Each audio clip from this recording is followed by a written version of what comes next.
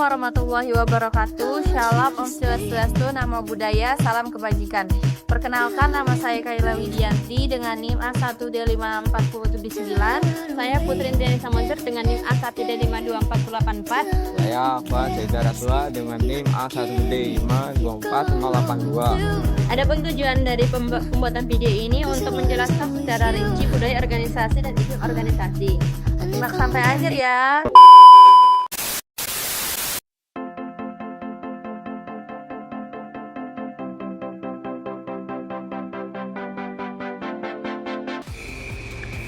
Baiklah, saya di sini akan menjelaskan tentang budaya organisasi. Menurut Luthas, budaya organisasi merupakan sistem nilai, norma, keyakinan, kebiasaan, dan perilaku yang dikembangkan oleh suatu organisasi dan diikuti oleh seluruh anggotanya. Budaya ini terbentuk dari sejarah, pengalaman, dan praktik-praktik yang telah berkembang selama berdirinya organisasi. Budaya organisasi mencerminkan identitas organisasi, bagaimana anggotanya berinteraksi, serta cara organisasi menghadapi tantangan dan mencapai tujuannya. Dan selanjutnya, menjelaskan tentang karakteristik pembentuk budaya organisasi. Karakteristik pembentuk budaya organisasi meliputi yang pertama, jenis-jenis budaya organisasi. Menurut Tika, jenis-jenis budaya organisasi dapat ditentukan berdasarkan proses informasi dan tujuannya. Contohnya seperti A. Budaya rasional proses. Informasi individual, klasifikasi sasaran, pertimbangan, logika, perangkat pengarahan, diasumsikan sebagai sarana bagi tujuan kinerja yang ditunjukkan efisiensi, produktivitas, dan keuntungan. B. Budaya ideologis. Dalam budaya ini, pemrosesan informasi intuitif dari pengetahuan yang dalam, pendapat, dan inovasi diasumsikan sebagai sarana bagi tujuan revitalisasi. Dan C. Budaya konsensus.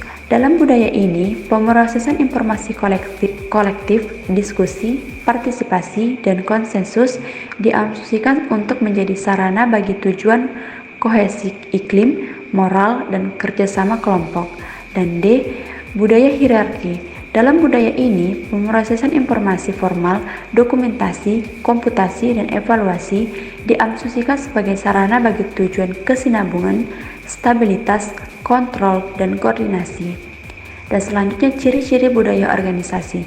Budaya organisasi yang dapat dialami ialah pola-pola perilaku yang merupakan manifestasi atau ungkapan-ungkapan dari asumsi dasar dan nilai. Ciri-ciri budaya organisasi sebagai berikut. Yang pertama, inovasi dan pengambilan risiko, mencari peluang baru, pengambilan risiko, bereksperimen, dan tidak merasa terhambat oleh kebijakan praktik formal. Dan yang kedua, kebijakan stabilisasi dan keamanan, menghargai hal-hal yang dapat diduga sebelumnya, keamanan dan penggunaan dari aturan yang mengarahkan ke perilaku. Dan yang ketiga, penghargaan kepada orang yang memperlihatkan sikap toleransi, keadilan, dan penghargaan kepada orang lain. Dan yang terakhir, orientasi hasil memiliki perhatian dan harapan tinggi terhadap hasil pencapaian dan tindakan.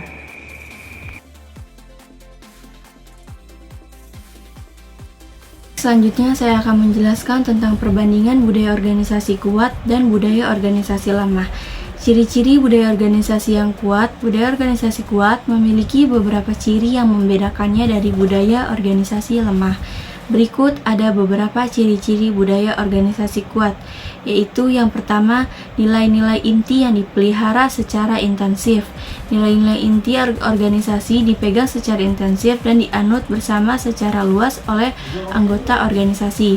Yang kedua, kejelasan nilai-nilai dan keyakinan. Itu nilai-nilai dan keyakinan organisasi jelas dan dapat dipahami oleh semua anggota, sehingga terdapat kejelasan dalam perilaku dan tindakan. Yang ketiga yaitu penyebarluasan. Nilai-nilai organisasi tersebar luas di antara anggota, sehingga menjadi bagian dari filosofi kerja dan perilaku sehari-hari. Selanjutnya, ada ciri-ciri budaya organisasi yang lemah. Yang pertama yaitu mudah terbentuk kelompok-kelompok yang bertentangan satu sama lain. Yang kedua, kesetiaan kepada kelompok melebihi kesetiaan kepada organisasi. Yang ketiga, anggota organisasi tidak segan-segan mengorbankan kepentingan organisasi untuk kepentingan kelompok atau kepentingan diri sendiri. Budaya organisasi yang kurang didukung secara luas oleh para anggotanya dan sangat dipaksakan akan berpengaruh negatif pada organisasi karena akan memberi arah yang salah kepada para pegawai.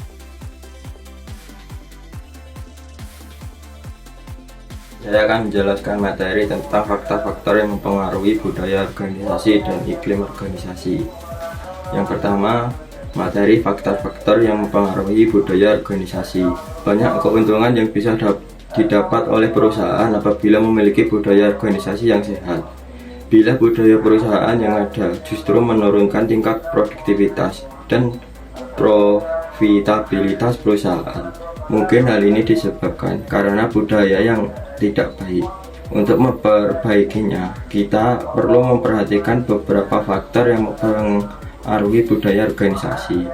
Mondi dan pemimpin perusahaan menjadi akar dari budaya suatu perusahaan.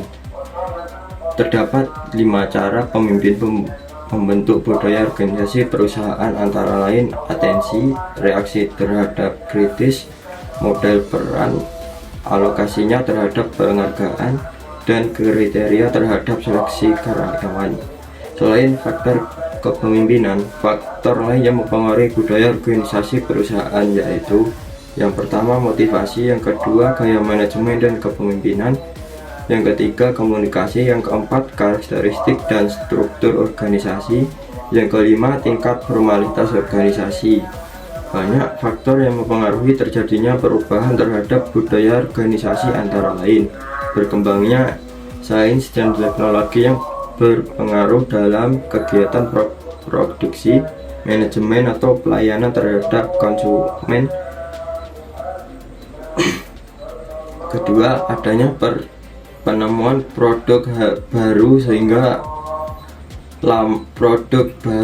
produk lama dituntut untuk berevolusi kembali. Yang ketiga, perubahan demografi yang mempengaruhi jenis produk dan teknik layanan konsumen. Walaupun muncul beberapa faktor pengaruh perubahan budaya organisasi, terkadang secara sadar ataupun tidak sadar terdapat sebuah keadaan yang muncul untuk mempertahankan budaya yang ada dan menolak terjadinya perubahan.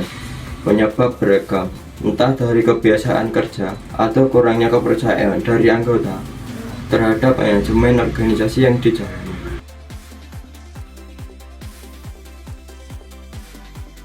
Tentang iklim organisasi. Iklim organisasi merupakan persepsi anggota organisasi, yakni sebagai individu dan kelompok, serta berhubungan dengan organisasi. Perilaku pemimpin dapat mempengaruhi iklim organisasi yang kemudian mendorong motivasi karyawan. Motivasi karyawan merupakan pendorong utama terjadinya kinerja. Iklim organisasi sangat penting bagi organisasi karena iklim organisasi akan mengungkapkan kepentingan dan ketidakpuasan sumber daya manusia atau SDM. Teori tentang iklim organisasi telah banyak dikemukakan oleh para ahli, namun teori yang berbeda-beda tersebut memiliki karakteristik yang menggambarkan iklim organisasi berbeda dari konsep yang lain.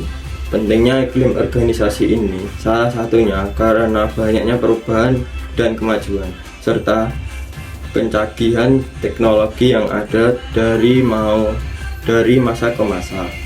Saat banyaknya perubahan terjadi, hal itu berpengaruh pada tingkat motivasi karyawan yang kemudian akan mempengaruhi profitabilitas organisasi. Salah satu hal yang dihadapi seorang manajer pada kondisi saat ini adalah bagaimana cara mengelola tim kerja di lingkungan yang berubah-ubah, serta bagaimana cara menciptakan lingkungan kerja baru yang dimana para karyawan akan mengembangkan bakat atau keahlian yang mereka miliki. Oleh karena itu, kemampuan organisasi untuk mengembangkan dan memelihara kondisi yang kondusif bagi pencipta iklim berkinerja tinggi. Sangat penting, adalah sangat penting. Iklim membantu manajer untuk memahami hubungan antara proses dan praktik organisasi dengan kebutuhan karyawan. Terima kasih telah menyaksikan video pembelajaran dari kelompok kami. Semoga ilmu yang didapat bermanfaat bagi